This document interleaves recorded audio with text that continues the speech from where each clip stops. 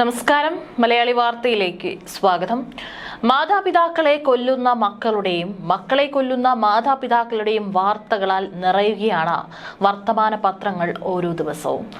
വാർദ്ധക്യത്തിലെത്തുന്നതോടെ മാതാപിതാക്കളെ തിരിഞ്ഞു നോക്കാത്ത മക്കളെക്കുറിച്ചുള്ള കഥകളും ഇതിനിടയിൽ ധാരാളം കേൾക്കാം.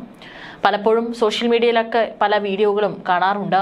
ഇത്തരത്തിൽ സ്വന്തം അച്ഛനെയോ അമ്മയോ മക്കൾ അല്ലെങ്കിൽ മരുമക്കളോ അതിക്രൂരമായി മർദ്ദിക്കുന്നതിൻ്റെയൊക്കെ തന്നെ വീഡിയോകൾ പലപ്പോഴും പലരും കണ്ടിട്ടുള്ളതാണ്. സ്വത്ത് മുഴുവൻ എഴുതി വാങ്ങുന്ന മക്കൾ പിന്നീട് അവരെ തെരുവിലോ വൃദ്ധസദനത്തിലോ ഉപേക്ഷിക്കുന്ന കാഴ്ചകളും പതിവാണ്. മക്കൾ സ്വത്ത് ഭാഗിച്ചെടുക്കുന്നതിൽ കാണിക്കുന്ന ഐക്യം പിന്നീട് മാതാപിതാക്കളെ സംരക്ഷിക്കുന്ന കാര്യത്തിൽ പുലർത്താറില്ല. വാർദ്ധക്യത്തിലേക്ക് എത്തുമ്പോൾ അവരൊരു ബാധ്യതയായിട്ടാണ് മക്കൾക്ക് തോന്നാറുള്ളത്. സാമൂഹിക പ്രവർത്തകരടക്കമുള്ളവർ ഇതിന് മക്കളെ ഗുണദോഷിച്ചാൽ ഓരോരുത്തരും അവരുടെ പങ്കപ്പാടുകൾ നിരത്തുകയാണ് പതിവ്. മക്കളിൽ നിന്ന് കനിവ് ചോർന്നുകൊണ്ടിരിക്കുന്ന ഒരു കാലത്തിലൂടെയാണ് നാം എല്ലാവരും കടന്നുപോയിക്കൊണ്ടിരിക്കുന്നത്. അതിനെ ഇന്ന് നടക്കുന്ന സംഭവങ്ങളൊക്കെ തന്നെ ഉദാഹരണം ധാരാളമാണ്. മാതാപിതാക്കളെ സംരക്ഷിക്കാത്ത മക്കൾക്കെതിരെ നിയമ നടപടി സ്വീകരിക്കാമെങ്കിലും അധികം രക്ഷിതാക്കളും ഇതിൽ അത്ര താല്പര്യം പുലർത്തുന്നവരല്ല. പോലീസ് സ്റ്റേഷനുകളിൽ കയറി ചെന്ന് മക്കൾക്കെതിരെ പരാതി കൊടുക്കാനും അവർ തയ്യാറല്ല. കഴിഞ്ഞ ദിവസവും കേരളം അത്തരത്തിൽ നടുക്കുന്ന ഒരു വാർത്ത കേട്ടിരുന്നു. ആലപ്പുഴയിൽ മാതാപിതാക്കളെ മകൻ അതിക്രൂരമായി വെട്ടിക്കൊലപ്പെടുത്തി. അതിനുള്ള കാരണമാണ് ഇപ്പോൾ പുറത്തു വന്നിരിക്കുന്നത്. തനിക്കിഷ്ടമുള്ള സ്ത്രീയെ വിവാഹം കഴിക്കാൻ അമ്മ സമ്മതിക്കാതിരുന്നതിനാൽ വൈരാഗ്യമുണ്ടായിരുന്നെന്നും അമ്മയെ കുത്തുന്നതിനിടെ തടഞ്ഞപ്പോഴാണ് അച്ഛനെ കുത്തേറ്റതെന്നാണ് കഴിഞ്ഞ ദിവസം രാത്രി മാതാപിതാക്കളെ കൊലപ്പെടുത്തിയ കേസിൽ പ്രതിയായ മകൻ ബാബുവിന്റെ മൊഴി പുറത്തു വന്നിരിക്കുന്നത്.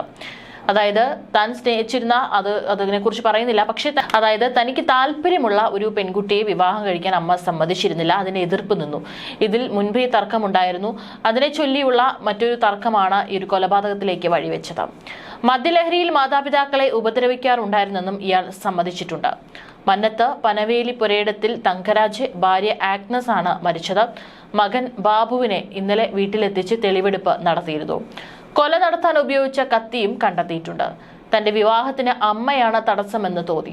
വൈരാഗ്യവും നിരാശയും ഉണ്ടായിരുന്നു. പിന്നീട് മദ്യപാനം കൂടി. മദ്യപിക്കാൻ മാതാപിതാക്കളോടും സഹോദരിയോടും പണം ചോദിക്കാറുണ്ടെന്നും ബാബു പറഞ്ഞു. വ്യാഴാഴ്ച രാത്രി 9:30 മദ്യപിച്ച് വീട്ടിലെത്തിയത്. അമ്മയോട് 100 രൂപ ചോദിച്ചെങ്കിലും തന്നില്ല. ഉടനെ കറിക്കത്തിയെടുത്ത് കുത്തുകയായിരുന്നു. തടയാൻ വന്ന അച്ഛന്റെ കഴുത്തിനാണ് കുത്തേറ്റത്. തൽക്ഷണം മരിച്ചു. അച്ഛനെ കൊലപ്പെടുത്തണമെന്ന് കരുതിയിരുന്നില്ലെന്നും അച്ഛന്റെ ജഡം മടിയിൽ വെച്ച് കുറെ നേരം കരഞ്ഞെന്നും ഇയാൾ പറഞ്ഞു. അതിനുശേഷം സഹോദരിയെ ഫോണിൽ വിളിച്ച് വിവരമറിയിച്ചു. ആശുപത്രിയിൽ എത്തിച്ചാൽ രക്ഷിക്കാമെന്നാണ് ഇയാൾ പറഞ്ഞത്. ഒരാളെ ഞാൻ തീർത്തിട്ടുണ്ട്, വേണമെങ്കിൽ ആശുപത്രിയിൽ എത്തിച്ചോ. മാതാപിതാക്കളെ വെട്ടിയ ശേഷം അയൽ വീട്ടിലെത്തി വിവരം പറയുമ്പോഴും ബാബുവിന്റെ മുഖത്ത് കുറ്റബോധത്തിന്റെ തരി പോലുമില്ലായിരുന്നു. വീട്ടുകാർ നോക്കുമ്പോൾ തങ്കരാജൻ ചോര വാർന്ന് കിടക്കുന്നതാണ് കണ്ടത്. ആഗ്നസിന് ആ സമയത്തും ജീവനുണ്ടായിരുന്നു. എന്നിട്ടാണ് സൈക്കിൾ എടുത്ത് ബാബു ബാറിലേക്ക് പോയതെന്നും പറയുന്നുണ്ട്. അവിടെ നിന്നാണ് ഇയാളെ പിടികൂടിയത്. ബാബുവിനെ കണ്ടെത്താൻ പോലീസിനൊപ്പം നാട്ടുകാരും പരിശ്രമിച്ചിരുന്നു. രാത്രി 10:20 സമീപത്തെ ബാറിൽ നിന്ന് ഇയാളെ പിടികൂടിയത്. ജില്ലാ പോലീസ് മേധാവി MP മോഹനചന്ദ്രൻ ഇന്നലെ രാവിലെ വീട് സന്ദർശിച്ചിരുന്നു. ഉച്ചയോടെയായിരുന്നു തെളിവെടുപ്പ്. തടിച്ചുകൂടിയ നാട്ടുകാർക്കിടയിലൂടെ ഒരു കൂസലുമില്ലാതെയാണ് ബാബു വീട്ടിലേക്ക് വന്നത്. പരിചയക്കാരെ നോക്കി ചിരിക്കുകയും കൈവീശുകയും ചെയ്തു. മെഡിക്കൽ കോളേജ് ആശുപത്രിയിൽ തങ്കരാജിന്റെയും ആഗ്നസിന്റെയും മൃതദേഹങ്ങൾ പോസ്റ്റ്മോർട്ടത്തിന് ശേഷം വൈകിട്ട് 4:00 മകൾ മഞ്ജുവിന്റെ കാളാത്ത് കാക്കുഴി വീട്ടിൽ കൊണ്ടുവന്നു. മൃതദേഹങ്ങൾ വീട്ടിലും ചാത്തനാട് ഇടവക ദേവാലയത്തിലും എത്തിച്ച് പ്രാർത്ഥന ശുശ്രൂഷകൾക്ക് ശേഷം മൗണ്ട് കാർമൽ കത്തീഡ്രൽ പള്ളി സെമിത്തേരിയിൽ അടുത്തടുത്തായി സംസ്കരിക്കുകയായിരുന്നു. വീട്ടിലും പള്ളിയിലും വൻ ജനക്കൂട്ടം ദമ്പതികൾക്ക് വിട നൽകാൻ എത്തിയിരുന്നു. ബാബുവിന്റെ നിരന്തരമായ അക്രമം ഭയന്ന് തങ്കരാജും ആഗ്നസും മിക്ക ദിവസവും മകൾ മഞ്ജുവിന്റെ വീട്ടിലാണ് കഴിഞ്ഞിരുന്നത്. വീടും പരിസരവും വൃത്തിയാക്കാനാണ് കഴിഞ്ഞ ദിവസം ഇവിടെ വന്നത്. ഇവരുടെ സംസ്കാര ശുശ്രൂഷകൾ നടക്കുന്ന നേരത്ത് മകൻ ബാബുവിനെ കോടതിയിൽ ഹാജരാക്കി റിമാൻഡ് ചെയ്തിരുന്നു. ഏതായാലും നാട്ടുകാർക്കും അതുപോലെ തന്നെ അടുത്ത ബന്ധുക്കൾക്കൊക്കെ വളരെ നടുക്കമുണ്ടാക്കിയ കൊലപാതകമാണ് സംഭവിച്ചിരിക്കുന്നത്. ഇത്തരത്തിൽ മക്കളാൽ കൊല്ലപ്പെടുന്ന മാതാപിതാക്കളുടെ എണ്ണവും വർദ്ധിച്ചുകൊണ്ടിരിക്കുന്നു എന്നത് ഒരു പേടിപ്പെടുത്തുന്ന സംഭവമാണ്.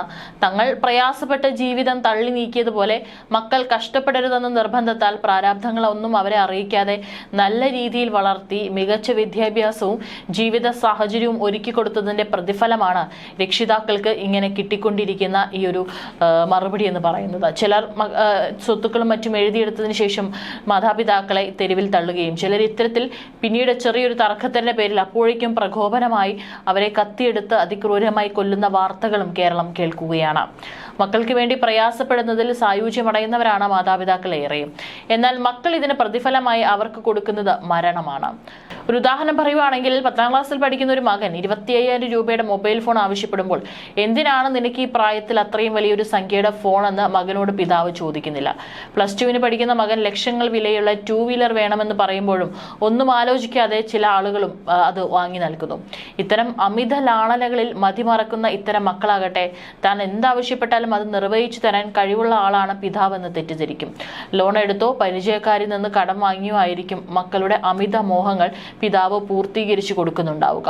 അമിത ലാളനകളാൽ ചീത്തയാക്കപ്പെട്ട ഇത്തരം മക്കളാണ് മദ്യപാനത്തിലേക്കും മയക്കുമരുന്നിലേക്കും തെന്നി വീഴുന്നത്. കാലക്രമേണ അവർ അതിന്റെ അടിമകളായി തീരുകയും ചെയ്യും. മദ്യത്തിന് സാമൂഹിക അംഗീകാരം ലഭിച്ചുകൊണ്ടിരിക്കുന്ന ഒരു കാലവും കൂടിയാണിത്. സോഷ്യൽ സ്റ്റാറ്റസിന്റെ ഭാഗമായി മദ്യപാനം മാറിയിരിക്കുന്നു. ഇതിനപ്പുറത്തേക്കുള്ള മയക്കുമരുന്നുകൾക്കും പുതുതലമുറയിലെ ഒരു വിഭാഗം അടിമകളായിത്തീരുന്നു. സ്കൂളുകളും കലാലയങ്ങളും കേന്ദ്രീകരിച്ച് മയക്കുമരുന്ന് വിൽപ്പന സുഗമമായി നടക്കുന്നു. വിദ്യാർത്ഥിനികൾ വരെ മയക്കുമരുന്നുകൾക്ക് അടിമകളായിത്തീരുന്ന നടുക്കമുളവാക്കുന്ന വാർത്തകളാണ് വന്നുകൊണ്ടിരിക്കുന്നത്. മയക്കുമരുന്നിന്റെ അമിത ഉപയോഗം ഒടുവിൽ അവരെ എത്തിക്കുക ഭ്രാന്തിലേക്കാണ്. സ്വന്തം മാതാവിനെ കൊന്ന് ആ മൃതശരീരത്തിനരികിയിരുന്ന് ആസ്വദിച്ച് ആപ്പിൾ കഴിക്കാൻ അത്തരം ഭ്രാന്തന്മാരായ മക്കൾക്കേ കഴിയും. മക്കൾ മയക്കുമരുന്നിന് അടിമയാണെന്ന് രക്ഷിതാക്കൾ അറിയുക ചിലപ്പോൾ വൈകിയായിരിക്കും. അപ്പോഴേക്കും അവർ അവരുടെ നിയന്ത്രണത്തിൽ നിന്ന് ഏറെ അകലെ എത്തിയിരിക്കുമെന്ന് മാത്രമല്ല മാതാപിതാക്കളെ നിയന്ത്രിക്കാൻ വരെ കെൽപ്പുള്ളവരായി തീർന്നിരിക്കും. മദ്യത്തിനും മയക്കുമരുന്നിനും വേണ്ടി മാതാപിതാക്കളോട് കലഹിക്കുന്ന പരുവത്തിലേക്കാണ് ഇവർ പിന്നീട് എത്തുക. അപ്പോൾ മാത്രമായിരിക്കും മക്കളുടെ ആവശ്യത്തിന് നേരെ മാതാവോ പിതാവോ മുഖം തിരിക്കുക. അതോടെ മക്കൾ മാതാപിതാക്കളുടെ കടുത്ത ശത്രുക്കളായി മാറുകയും കൊലപാതകങ്ങൾക്ക് വരെ അത് വഴിയൊരുക്കുകയും ചെയ്യുന്നു. അടുത്ത കാലത്ത് മാതാപിതാക്കളെ കൊല ചെയ്ത മക്കളിൽ അധികവും മയക്കുമരുന്നുകൾക്കും മദ്യത്തിനും അടിമകളായിരുന്നു എന്നതും ഇതോടൊപ്പം ഓർക്കേണ്ടതുണ്ട്. രക്ഷിതാക്കളുടെ അമിത ലാളനകളാണ് മക്കളെ അവരുടെ അന്ധകരാക്കി മാറ്റുന്നത്. ഇതിന് കാരണക്കാർ ഒരു തരത്തിൽ മാതാപിതാക്കളും കൂടിയാണ്. തന്റെ വരുമാനവും വീട്ടിലെ അവസ്ഥയും ബോധ്യപ്പെടുത്തി വേണം മക്കളെ വളർത്താൻ. വീട്ടിലെ പ്രാരാബ്ധവും കഷ്ടപ്പാടും കണ്ടു വളരുന്ന മക്കൾ ഒരിക്കലും മാതാപിതാക്കളോട് കലഹിക്കുകയില്ല. പിതാവിന് താങ്ങായി നിൽക്കാനായിരിക്കും ശ്രമിക്കുക. മാതാപിതാക്കൾ അങ്ങനെയുള്ള നിലപാട് സ്വീകരിക്കുമ്പോൾ മാത്രമേ യാഥാർത്ഥ്യ ബോധ്യത്തോടെ ജീവിതത്തെ അഭിമുഖീകരിക്കുവാൻ മക്കൾക്ക് കഴിയൂ. ഏതായാലും വളരെ നടുക്കുന്ന വാർത്തയാണ്. കേരളത്തിൽ ഇത്തരത്തിലുള്ള വാർത്തകൾ ഉണ്ടാകുന്നതും ഇപ്പോൾ ഒന്നോ രണ്ടോ വാർത്തകളല്ല, നിരന്തരം ഇത്തരത്തിലുള്ള സംഭവങ്ങൾ നടക്കുന്നുണ്ട്. അതും യാതൊരു ക്രിമിനൽ പശ്ചാത്തലവും വേണമെന്നില്ല ഇന്ന് ഒരു കൊലപാതകം നടത്തുവാനായിട്ട്. വളരെ സാധാരണക്കാരായിട്ട് സമൂഹത്തിൽ ജീവിച്ചു വരുന്ന ആളുകൾക്കിടയിലാണ് ഇത്തരത്തിൽ പെട്ടെന്നുണ്ടാകുന്ന ഒരു പ്രകോപനത്തിന്റെ പേരിൽ കത്തിയെടുത്ത് ഒരാളെ കൊല്ലാൻ പോലും മടിക്കാത്ത രീതിയിലുള്ള സംഭവങ്ങൾ നടക്കുന്നത്.